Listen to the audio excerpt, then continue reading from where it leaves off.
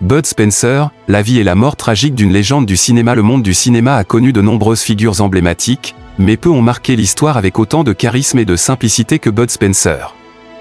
Acteur incontournable des westerns spaghetti et des comédies d'action, il a captivé des millions de spectateurs avec ses bagarres légendaires, son humour et son incroyable présence à l'écran. Mais derrière l'image du colosse invincible au coup de poing facile se cache un homme aux 1000 vies, champion de natation, compositeur de musique, entrepreneur, pilote d'avion et même homme politique.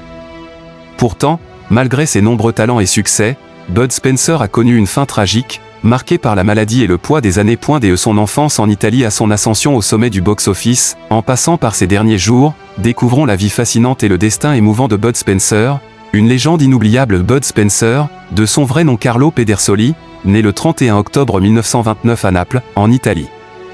Issu d'une famille aisée, il grandit dans une ville vibrante et marquée par la culture méditerranéenne. Son père, un industriel, et sa mère, une femme cultivée, lui offrent une éducation stricte mais enrichissante. Enfant curieux et brillant, Carlo développe très tôt une passion pour la musique et l'apprentissage des langues. Il parle couramment l'italien, le français et l'anglais, et plus tard, il maîtrisera aussi l'espagnol et l'allemand. Mais en 1940, alors que la Seconde Guerre mondiale ravage l'Europe, sa famille quitte Naples pour Rome, puis part en Argentine. Ce changement radical façonne profondément le jeune Carlo, qui découvre une nouvelle culture et apprend à s'adapter à des environnements différents. Après la guerre, la famille retourne en Italie, et Carlo reprend ses études.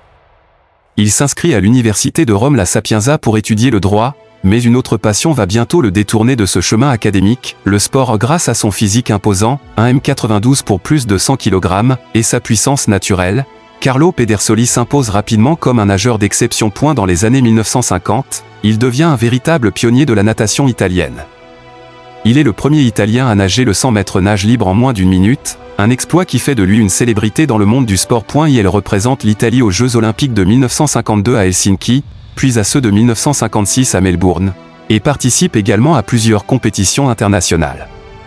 En parallèle, il excelle aussi en water-polo, remportant des titres nationaux avec son équipe. Mais derrière ses performances impressionnantes, Carlo ressent une certaine lassitude.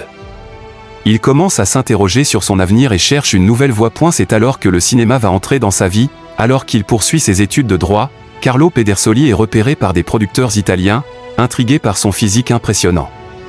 En 1951, il décroche un petit rôle de figurant dans la superproduction hollywoodienne Quo Vadis, tournée en Italie. Cependant, il ne prend pas encore le cinéma au sérieux et continue d'explorer d'autres horizons.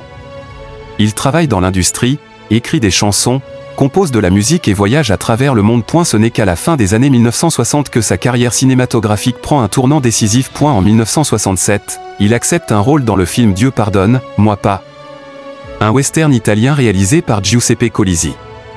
Pour l'occasion, il adopte un nouveau nom de scène, Bud Spencer. Pourquoi ce choix? Il s'inspire de la bière Budweiser, qu'il apprécie, et de l'acteur américain Spencer Tracy. Ce film marque aussi le début d'un duo mythique qui va révolutionner le cinéma d'action-comédie, Bud Spencer et Terence Hill. Dans les années 1970, Bud Spencer et Terence Hill, de son vrai nom Mario Girotti, deviennent les stars incontestées du cinéma italien.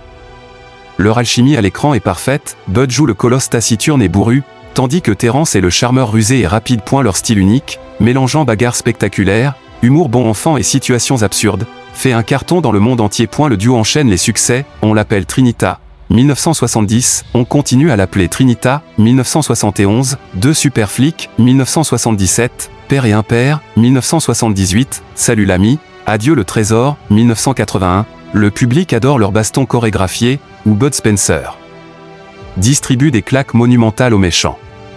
Leur succès dépasse les frontières de l'Italie et conquiert l'Europe, l'Amérique latine et même l'Asie. Mais derrière ses rôles comiques, Bud Spencer est un homme aux 1000 facettes. En dehors du cinéma, Bud Spencer se passionne pour l'aviation et devient pilote d'avion.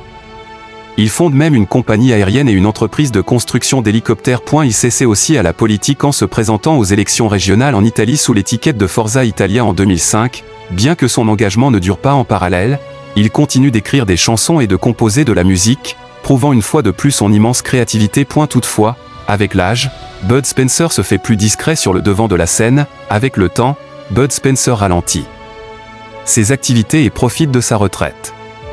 Il fait encore quelques apparitions dans des films et émissions, mais son état de santé commence à se dégrader. Le 27 juin 2016, à l'âge de 86 ans, Bud Spencer s'éteint paisiblement à Rome, entouré de sa famille. Ses dernières paroles, selon son fils, auraient été « merci », un mot simple mais rempli de sens. Son décès provoque une immense vague d'émotions à travers le monde.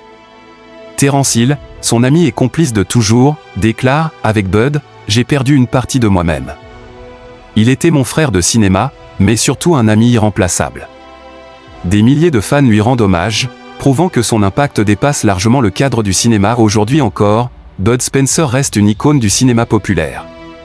Ses films, pleins d'humour et d'action, continue d'être diffusé et apprécié par de nouvelles générations. Mais au-delà de son image de bagarreur invincible, il laisse un héritage bien plus grand, celui d'un homme généreux, passionné et authentique, qui a marqué l'histoire par sa personnalité unique. Bud Spencer ne mourra jamais vraiment, car ses films et son esprit vivront éternellement dans le cœur de ses fans.